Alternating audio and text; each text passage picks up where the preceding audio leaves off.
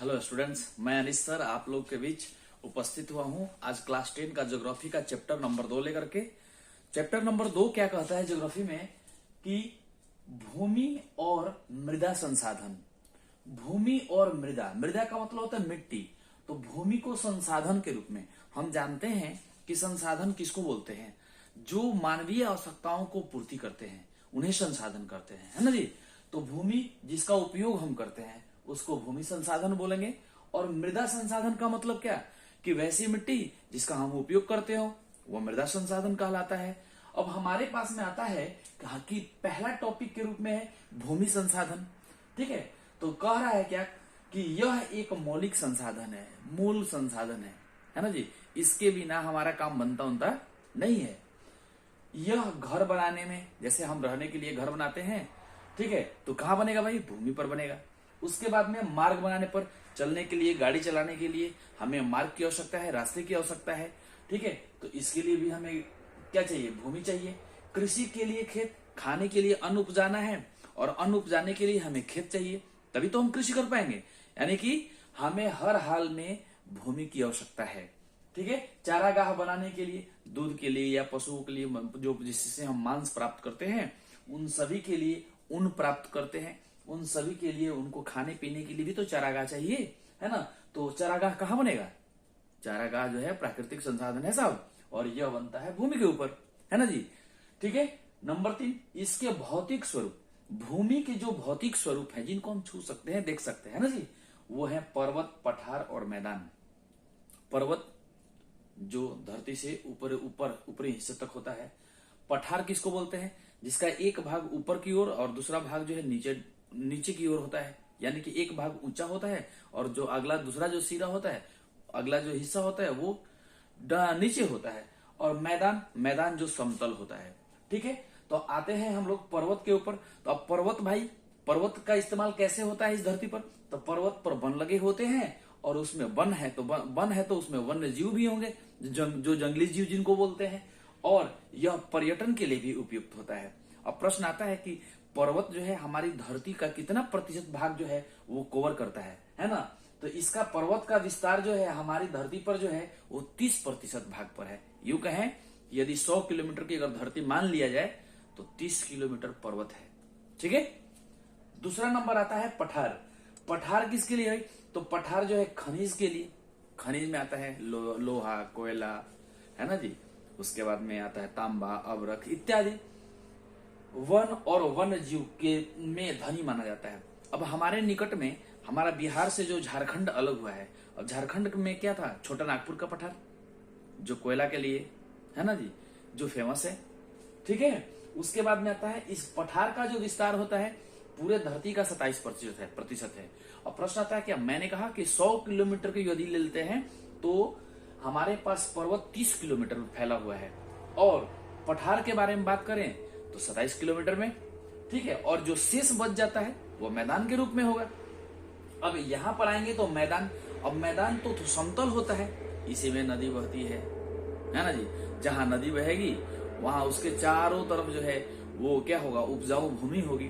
उपजाऊ भूमि होगी तो वहां पर कृषि कार्य किए जाएंगे। कृषि कार्य किए जाएंगे तो वहां पर मानव जाकर के कृषि कार्य करेंगे और वहां समूह बना करके रहेंगे। तो वहां जो है यानी कि मैदानी क्षेत्रों में जनसंख्या घनत्व भी ज्यादा होगा। समझ में आया क्या। और इसका विस्तार जो है वो 43% हिस्से पर होता है। हमें इस एक चार्ट के रूप में हम इसको देख सकते हैं कि मैदान 43% है, पर्वत 30% है और पठार 27% है।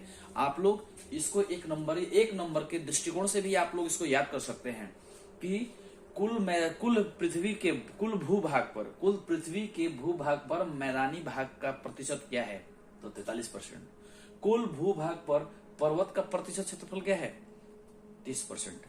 पठार का 27%। अब हमारे पास में अगला जो टॉपिक है वो है मृदा। मृदा मतलब सॉइल, यानी कि मृदा कहते किसे हैं। मृदा तो हमने कहा कि मृदा का शाब्दिक अर्थ होता है मिट्टी, जिसमें हम लोग खेती करते हैं, उससे अन्न उपजाते हैं, है ना। तो मृदा की परिभाषा को देख लेते हैं।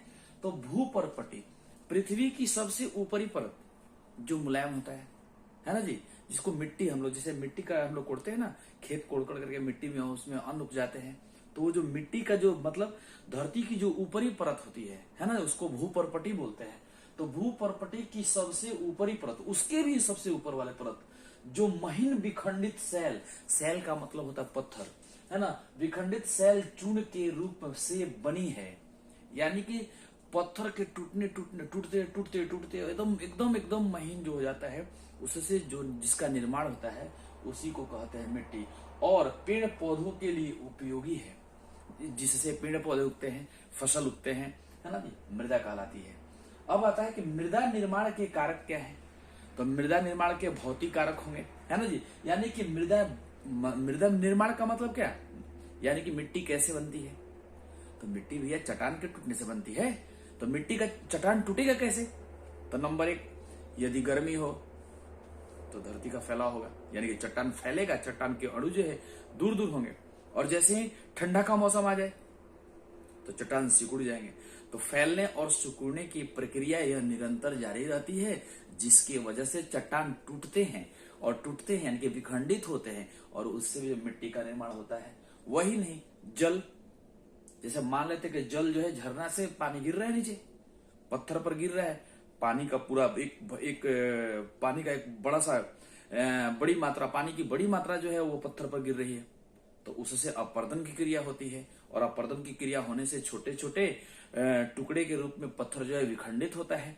और यह प्रक्रिया जब निरंतर जारी रहती है, तब वो पत्थर, बड़ा पत्थर छोटे छोटे पत्थरों में टूट जाता है, ठीक है, और मिट्टी का निर्माण होता है। जैसे आप देखते होंगे सोन नदी में, सोन नदी का बालू, गंगा नदी की चिकनी मिट्टी, ये सभी इसी के तो उदाहरण हैं।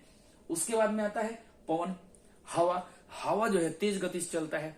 देखते हैं कि जब जब धूल भरी आंधी, जब गर्मी के दिनों में हमारे यहाँ उत्तर भारत में पड़ती है, बहती है, धूल भरी आंधी बहती है, तो उसमें धूल को उड़ा के लेके जा रहे हैं। अब धूल को यहां से उड़ाते हैं एक जगह से, और दूसरी जगह उठा करके छोड़ देते हैं, इसको निक्षेप करना बोलते हैं, है ना जी। तो वहां पर छोड़ दे, तो भैया अपरदन के माध्यम से पवन भी तो तोड़ रहा है, ठीक है। उसके बाद में हिम नदी। अब हिमालय पर जो है वो बर्फ है। अब बर्फ जो है वो तापमान, ग्लेशियर से पिघलता है, तापमान के वजह से हम इतना प्रदूषण करते हैं ना, तो इसकी वजह से तापमान में बढ़ोतरी होती है, और हमारे जो हिम सेल हैं वो पिघल रहे हैं, और पिघल करके जब गिरते हैं तो गिरने से क्या होता है, वो कहीं तो एक खड्ड बनाकर गिरते होंगे, और वहां पर खड्ड बनाते होंगे जहां पर पत्थर भी तो होंगे, तो पत्थर के ऊपर सीधे सीधे पड़ते हैं, और उससे भी वो तोड़ते हैं, और उनका क्या होता है, वो महीन महीन कणों में विभक्त हो जाते हैं, बड़े बड़े पत्थर, ठीक है। तो इससे भी मिट्टी का निर्माण होता है। ओके।